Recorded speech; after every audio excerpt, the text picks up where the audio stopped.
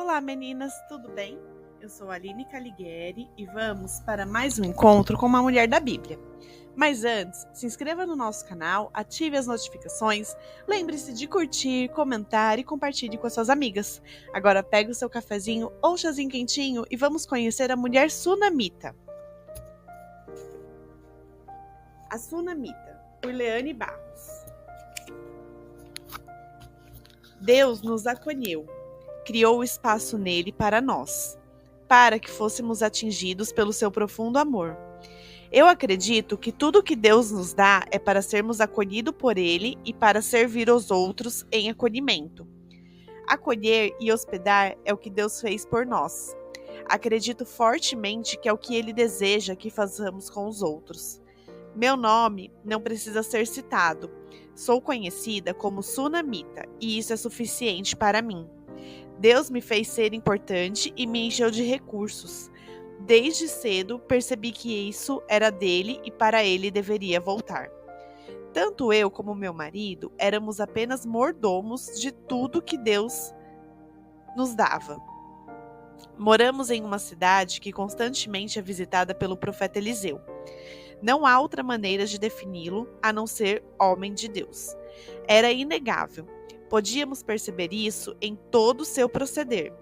Nós e nossa cidade éramos abençoados pela presença e cuidado de Deus que Eliseu trazia até nós. Ele sempre estava aqui por Sunem.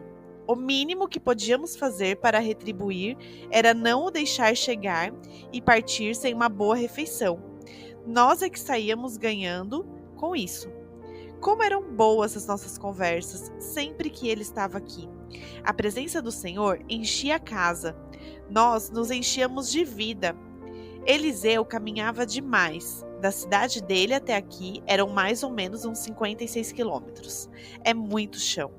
Apenas servir-lhe pão não era o suficiente. Depois da sua última partida, fiquei a pensar como poderíamos cuidar melhor desse homem que tanto se entregava em favor de todos nós. Foi assim que a ideia veio. Estava a comer tâmaras, sentada próxima ao pátio. De repente, a ideia veio como um raio, e meu coração se encheu de euforia. Era isso. Devíamos fazer um quarto para que Eliseu pudesse descansar toda vez que viesse de Sunem.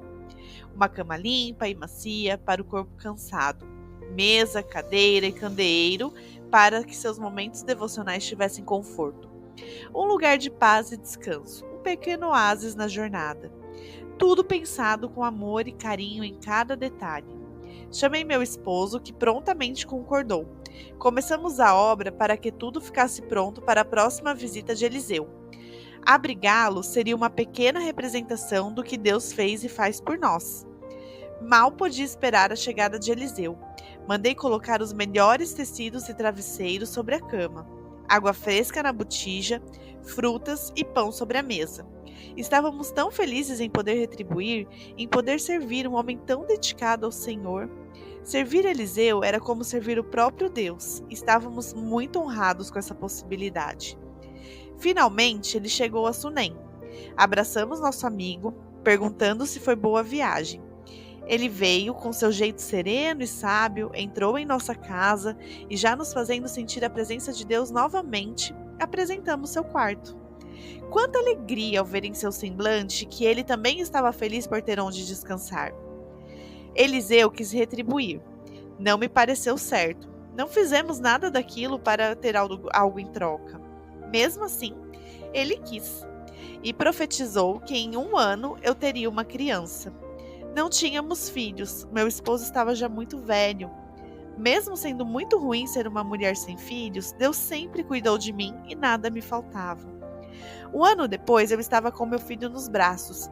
Não sabia que poderia haver maior amor e favor de Deus para comigo. Ter uma criança era algo além do que podia imaginar. Meu menino foi crescendo ao som de canções e histórias sobre o nosso Deus. Dedicado, obediente, prestativo, uma verdadeira paz e alegria ao coração. Certo dia, estando em casa, chega um dos servos com o menino nos braços, mole de tão doente. Mal abria os olhos, nem conseguia falar. Deixou-se de uma forte dor na cabeça. enquanto ajudava o pai nas plantações. Coloquei-o com a cabeça no meu colo, orando a Deus por sua vida incessantemente. O peito parou de se encher de ar, a vida tinha ido. Assim como conheci tamanho inexplicável amor, quando o tive em meus braços pela primeira vez, agora, com ele no meu colo, descobria a mais dilacerante dor. Deus me ensinou a não me dobrar facilmente nas adversidades e a procurá-lo sempre. Deus me ensinou a sempre depender dele, e esse é meu maior tesouro. Deus havia me dado essa criança sem que eu a pedisse. Haveria então um propósito maior para que ele vivesse. Coloquei-o no quarto do profeta, pois sabia que ninguém estaria ali. Rapidamente preparei a condução e fui ao encontro do profeta. Não carecia de fazer alarde em casa, preocupando o marido por algo que em meu coração tinha certeza de que Deus resolveria. Ao chegar a Carmelo, encontrei Gease, servo de Eliseu, que me perguntou o porquê da visita, e eu só disse que estava tudo bem. Não era preciso contar também a ele o ocorrido. Quando disse que tudo estava bem, não era mentira. Independente do que acontecesse, eu sabia que Deus estava comigo. Além do mais, não havia tempo a perder com explicações. Nessas horas, quanto menos falamos e mais focamos nos esforços assertivamente, melhor eu sabia que se tivesse que explicar o acontecido, perderia minhas forças em lágrimas. Assim que vi Eliseu, meu coração de mãe não aguentou. Até ali eu tinha conseguido segurar a angústia de ver meu filho sem vida. Sem me dar conta, eu já havia me lançado aos seus pés, desabando em pranto e cheio de dor. Meu filho tão amado, sem uma respiração sequer, era uma dor absurda. Dor essa que eu jamais teria conhecido se não fosse pela profecia de Eliseu. Logo, a única coisa que me veio à cabeça foi ir até ele pedir auxílio. Graças a Deus ele me ouviu, pegou seu cajado e pediu a Gease que se apressasse para ir comigo, a fim de levar o cajado e colocá-lo sobre o rosto do menino.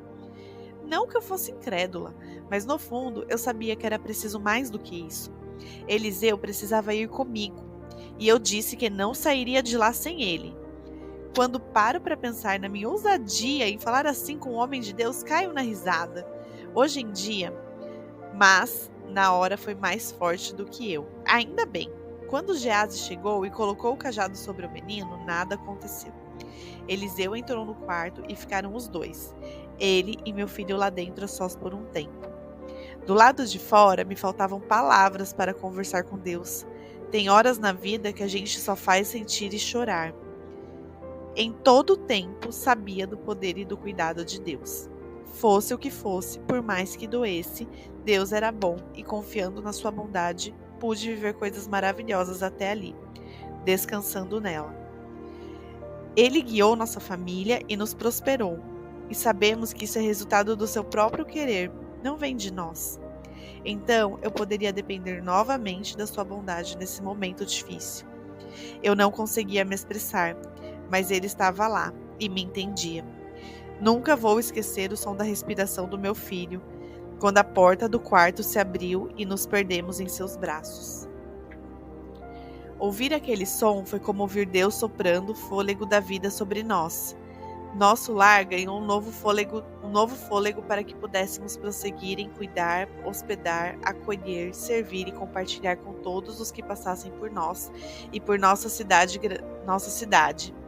a grandeza e a bondade do Senhor. Olhar para o meu filho sempre será para mim a lembrança de que em qualquer circunstância o que realmente vale a pena é descansar em total dependência do amor e da bondade do Senhor. Deus nos acolheu, criou espaço nele para nós. Por isso, eu e minha família, enquanto tivermos vida, criaremos espaço em nós para acolher os outros, sempre dependendo do Senhor. Em 2 Reis 8, 1-6, conta mais uma etapa da história dessa mulher. Ela recebe de volta sua propriedade. Vamos ler, 2 Reis 8, 1-6. Eliseu tinha prevenido a mãe do menino que ele havia ressuscitado. Saia do país com sua família e vá morar onde puder, pois o Senhor determinou para esta terra uma fome que durará 7 anos. A mulher seguiu o conselho do homem de Deus. partiu com sua família e passou 7 anos na terra dos filisteus. Ao final dos 7 anos, ela voltou a Israel e fez um apelo ao rei para readquirir sua casa e sua propriedade. O rei estava conversando com Gease, servo do homem de Deus, e disse: "Conte-me todos os prodígios que Eliseu tem feito." Enquanto Gease contava ao rei como Eliseu havia ressuscitado o menino, a própria mãe chegou para apresentar sua petição ao rei a fim de readquirir sua casa e sua propriedade. Gease exclamou: "Esta é a mulher, ó rei, meu senhor, e este é o filho dela, a quem Eliseu ressuscitou." O rei pediu que ela contasse o ocorrido, e ela confirmou os fatos. Então ele designou um oficial para cuidar do caso dela e lhe ordenou: "Devolva tudo o que lhe pertencia, inclusive toda a renda das colheitas, desde que ela saiu do país até hoje." Fazendo uma reflexão, apesar do seu nome não ter sido revelado na Bíblia, ela tem um grande destaque no Antigo Testamento. Ela era uma mulher bem-sucedida, tinha marido, boa reputação e bens, e uma vida confortável. Aparentemente, nada lhe faltava. A característica que mais se destaca nela é a generosidade. Estava sempre disposta a servir com amor, sem querer nada em troca. Isso quer dizer que não lhe haviam dificuldades ou necessidades? A Bíblia conta sobre 2 momentos de aflição que lhe atingiu. Ao ver seu filho praticamente morto em seus braços, vivendo um grande milagre, e depois ao sair de sua terra em obediência a Eliseu devido à fome que ocorria em sua terra. E nas 2 vezes ela foi corajosa, tomou atitude, correu ao profeta e autoridades, sendo restituída. Uma mulher que confiava em Deus e não hesitava, buscava confiança e força no Senhor, e era ajudante de Deus em sua obra. Obediente, uma mulher de fé, generosa, aparentemente tinha tudo, mas ainda precisou de grandes milagres. Ela era um exemplo de mordomia. Entendia que tudo que tinha não era dela, era de Deus, e ela era uma administradora fiel. Como você tem dependido do Senhor, amada? Como você tem administrado os recursos e os bens que o Senhor coloca em suas mãos? Você tem sido generosa com o outro, acolhendo, abençoando os que precisam? Como está o seu lar e o seu coração? Você tem sido uma mulher apática ou uma mulher ativa que busca Deus e tem inteligência emocional e atitudes certas para lidar com adversidades? Vamos buscar em Deus e treinar nossas emoções para sermos mulheres fortes e dependentes do Senhor. Ore comigo. Senhor Deus, coloco diante de Ti a vida de cada mulher aqui. Que possamos ser mulheres virtuosas, que sejamos generosas para com o próximo. Nos dê sabedoria para gerenciar os recursos e os bens que o Senhor coloca em nossas mãos, multiplicando e sendo prósperas. Nós declaramos que dependemos do Senhor. Aumenta a nossa fé, que o Senhor nos dê força, nos ajude, guarde a nossa vida e o nosso lar. Em nome de Jesus. Amém.